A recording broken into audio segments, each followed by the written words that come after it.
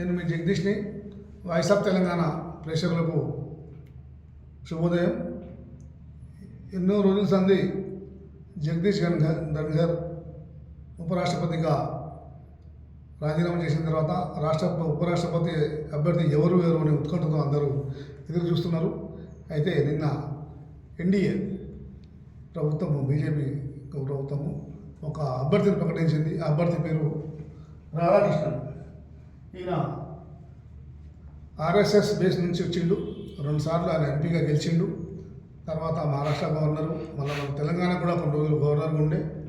అయితే బీజేపీ గెలుస్తుందా లేదా అని ఒక ప్రశ్నకు వాళ్ళే సమాధానం చెప్పిస్తారు.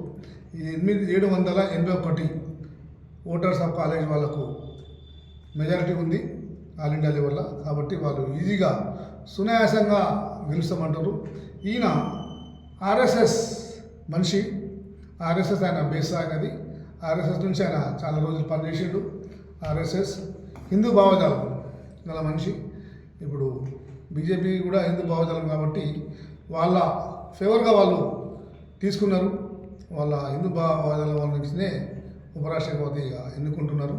ఈయన రావడం వల్ల దేశానికి కొంచెం ఈ బీజేపీ ప్రభుత్వానికే ఎక్కువైన మద్దతు ఉంటుంది.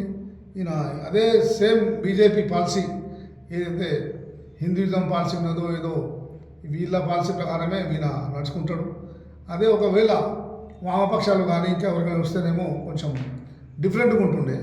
కానీ ఈయన మాత్రము బీజేపీ ఫర్ మనిషి. ఆయన బీజేపీ ఫర్ మనిషే.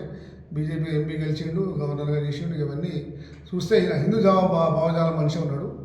కాబట్టి ప్రజలకు ఏం న్యాయం చేశారు అనేది చెప్పిన తర్వాత చూద్దాం. నమస్తే.